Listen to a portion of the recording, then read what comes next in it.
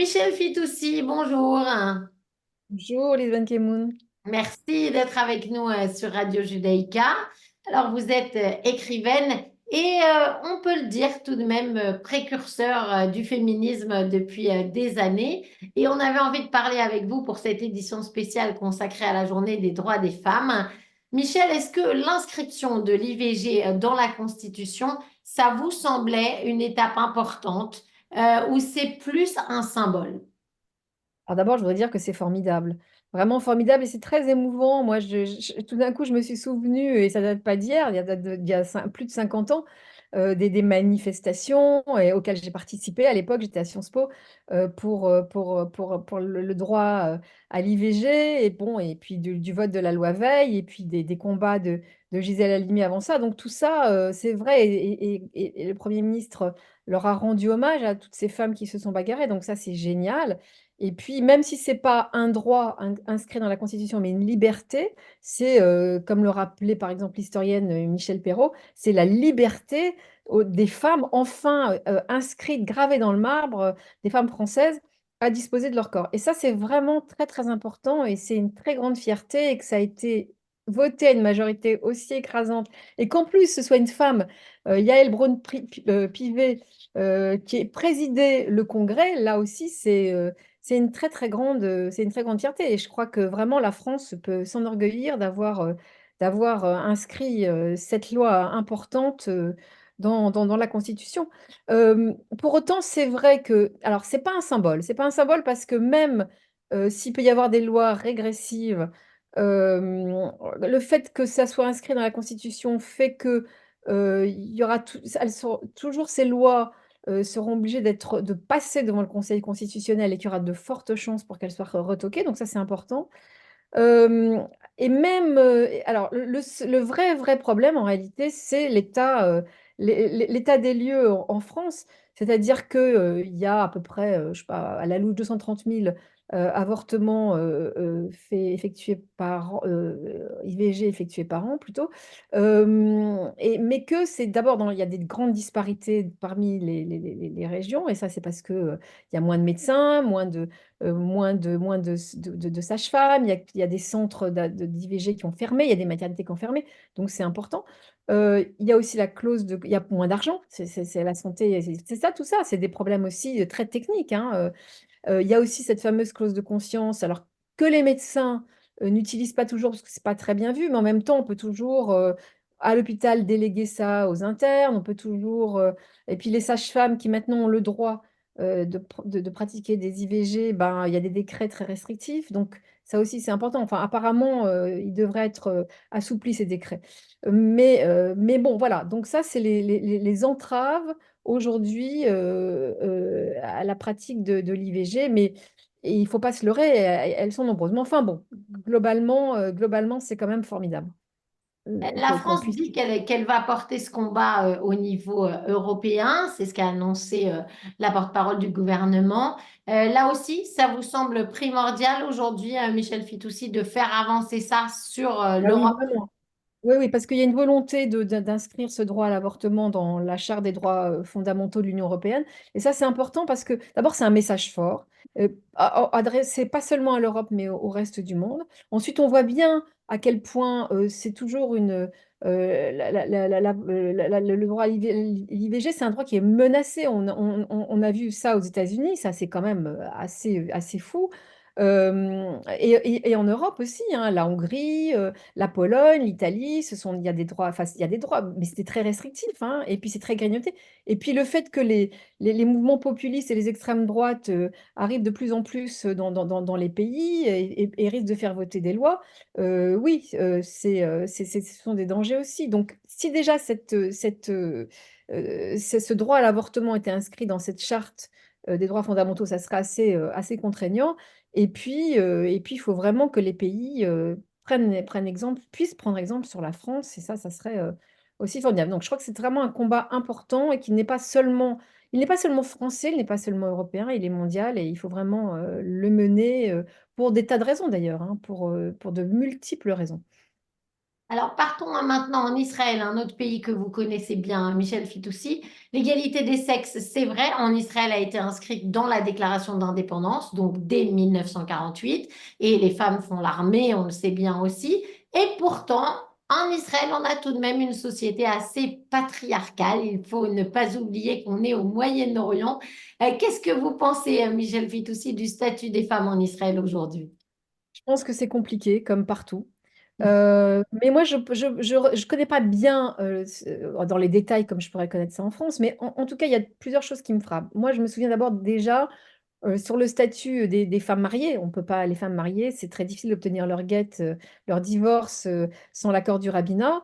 Je me souviens d'avoir fait une enquête dans Elle à l'époque sur ce sujet et j'avais été extrêmement surprise de voir à quel point c'était compliqué, à quel point de nombreuses femmes de la société civile, pas des religieuses forcément, étaient dans une immense détresse et combien peu de recours elles avaient face à un mur de religieux extrêmement fort si elles souhaitaient divorcer. Et si elles n'ont pas le guet, eh ben, c'est extrêmement, la vie est très compliquée pour elles. Elles ne peuvent pas se remarier, leurs enfants sont des bâtards, etc. La deuxième chose qui me frappe, et alors là c'est très récent et c'est assez épouvantable, vous parliez de l'armée, mais les soldates de Nahal Oz, les soldats de Koufassim qui donnent l'alerte depuis des mois, qui donnent l'alerte depuis avril 23, qui remarquent des mouvements quand même assez bizarres, inquiétants en face, qui sont là pour guetter et qu'on ne prend pas au sérieux et que leur hiérarchie ne prend pas au sérieux, la plupart d'entre elles vont être massacrées d'ailleurs, hein, lors de l'attaque du 7 octobre. Ça aussi, c'est vraiment... Et donc, le journal Haaretz a consacré une enquête extrêmement fouillée sur ce sujet. Et là aussi, c'est une survivance totale du patriarcat. Voilà, elles sont là, les petites nanas, elles sont là pour regarder ce qui se passe tout en se faisant les ongles. Et puis, le jour où elles donnent l'alerte, eh ben, personne ne les prend au sérieux. Ça, c'est quand même fou. Moi, ça m'a vraiment... Dans tout ce qui m'a choqué ce 7 octobre, et vraiment, il y avait de quoi et ne plus endormir la nuit et être profondément choqué, bouleversé, traumatisé. Ça, cette histoire des jeunes soldates et puis en plus à qui et qu'on oblige ensuite à retourner à la base en faisant fi de leur traumatisme, ça aussi c'est très compliqué. Et la troisième chose, c'est regarder les partis politiques en Israël. Je crois qu'il y a sur 120 députés, il y a 30 femmes, je crois, ou 20 femmes, je ne sais plus. Je ne sais plus exactement les chiffres, puisque je suis très fâchée avec les chiffres. Mais ça, c'est 30 femmes. Voilà, 30 femmes. Il y a pas une femme, il n'y a plus une femme à la tête d'un parti politique, parce que Merav Michael, Michaeli.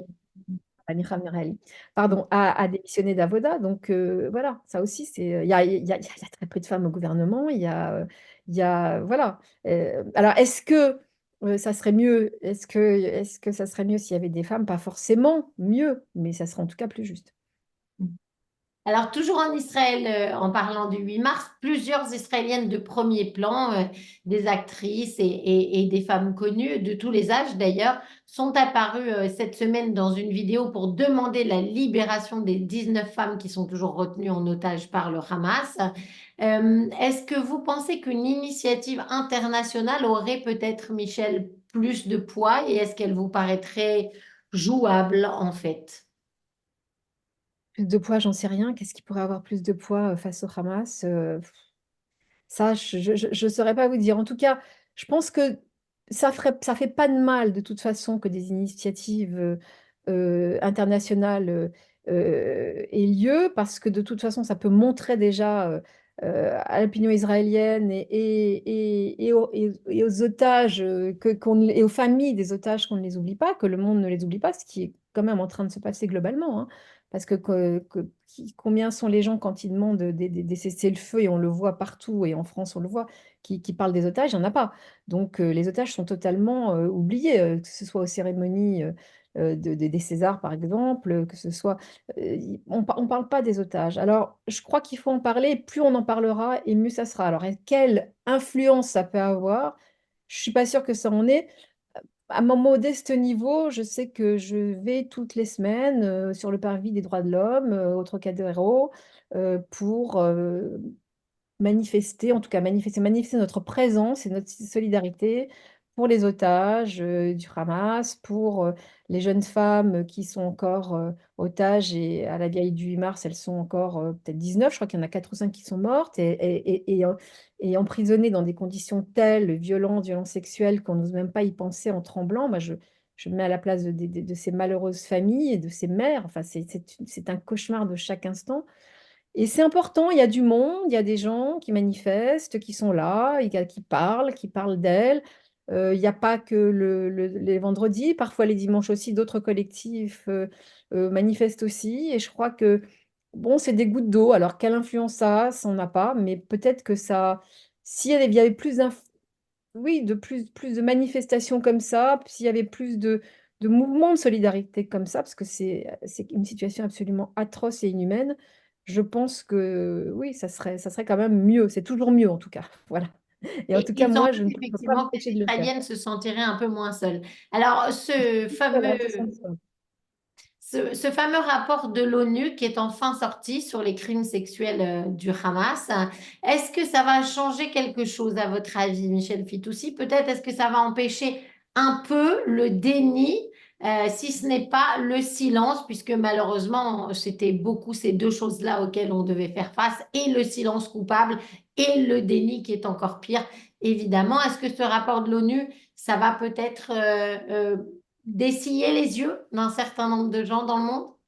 J'aimerais vous dire oui, mais je ne suis pas sûre du tout. D'abord, déjà, je trouve ça vraiment très bien que après des nombreuses semaines et de tergiversations, de déni, de silence, que l'ONU envoie Pramila Patten faire une enquête avec une équipe, que cette même envoyée de l'ONU n'en revienne pas, dise qu'elle n'a pas dormi de la nuit et qu'elle revienne avec des preuves, des évidences et des preuves qui ne sont pas faciles, parce que il faut rappeler aussi que ce n'est pas une enquête facile.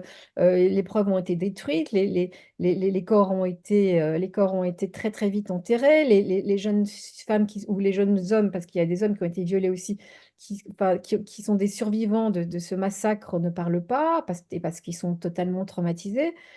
Mais bon, il y a quand même des témoignages, il y a quand même des vidéos, des films. Enfin, on sait très bien à quel point ce dossier est important. Ce dossier est alimenté chaque jour par de nombreuses évidences. Et je crois que ça va continuer, c'est-à-dire qu'on n'en a pas fait le tour. C'est sans fin et plus on lit, plus on apprend. Donc, elle est revenue avec tout ça. Il va falloir renommer une commission d'enquête qui aille de façon plus approfondie enquêter là. Par exemple, aujourd'hui, en France, le journal Libération titrait sur le viol comme arme de guerre. Bon, c'est vrai que c'est pas nouveau et le Hamas l'a utilisé, mais ça a été utilisé en Ukraine, ça a été utilisé au Congo, ça a été utilisé en Tchétchénie, ça a été utilisé partout là où il y a des femmes, il y a des viols parce que c'est une façon de faire la guerre aussi. Là, ça a été particulièrement atroce. J'espère qu'avec ces types de journaux, par exemple, parce que c'est assez important, ça pourra petit à petit, je dirais même, ouvrir les yeux, mais j'en suis pas si sûre parce qu'il faut bien dire les choses comme elles sont, le déni est extrêmement fort et important, parce que, par exemple, en France, parmi les organisations féministes, il y a celles qui ont du bout des doigts, du bout des lèvres, reconnu que oui, il y avait eu des viols, mais voilà, comme ça, parce qu'il fallait bien le faire. Il a fallu que la ministre Aurore Berger frappe du poing sur la table en disant qu'elle allait retirer de ces subventions aux associations qui avaient nié ou qui n'en avaient pas parlé, aux associations féministes pour que, voilà, elle a fait une enquête apparemment, tout le monde en a parlé, mais de quelle façon? C'est-à-dire, on peut dire oui, il y a eu des viols, point barre, quoi, mais c'est pas, il y a eu quand même des associations, nous toutes, pour ne pas les nommer, ou l'ONU Women qui n'en parlent pas, malgré le rapport de l'ONU. Donc, et puis, il y a tous ceux qui pensent que dire qu'il y a eu des viols, reconnaître ces violences sexuelles atroces, monstrueuses, ces attaques préméditées, ces attaques, on le sait maintenant comment elles ont été préméditées et comment elles ont été perpétrées, bah, ça enlève quelque chose aux souffrances des Palestiniens. Ça ne va pas libérer la Palestine de nier ces violences-là. Euh, ça- ça n'enlève rien aux souffrances que l'on connaît, que l'on sait de ce qui se passe à Gaza. Donc, c'est pas, il y a pas deux poids, deux mesures. On dit non et puis on dit... Et voilà, non, c'est pas vrai. Il faut reconnaître ça. Il faut avoir le courage de le reconnaître. Et, mais vu le déni, vu le négationnisme, vu la mauvaise foi, ne serait-ce que la féministe américaine Judith Butler, hier encore, qui dit que le Hamas est un mouvement politique et que les viols ont été les attaques du 7 octobre, je ne dis pas les viols, mais les attaques du 7 octobre ont été un mouvement, un mouvement fait partie d'un mouvement de résistance armée. Bon, bah, les bras nous en tombent, hein, franchement. Donc, vous voudriez que je sois optimiste? Je ne le suis pas tant que ça. Mais il faut se battre pour que les gens en parlent de plus en plus et le reconnaissent. Mais c'est pas évident. C'est On pas est du tout évident. optimiste, mais en tout cas, on espère que ça avance et petit peu par petit peu, c'est déjà pas mal. Faut se battre. Moi, je crois qu'il faut se battre. Je crois qu'il faut pas lâcher les bras, il faut pas baisser les bras plutôt. Et il faut répéter sans arrêt, sans arrêt. Il faut montrer les preuves, les évidences, etc.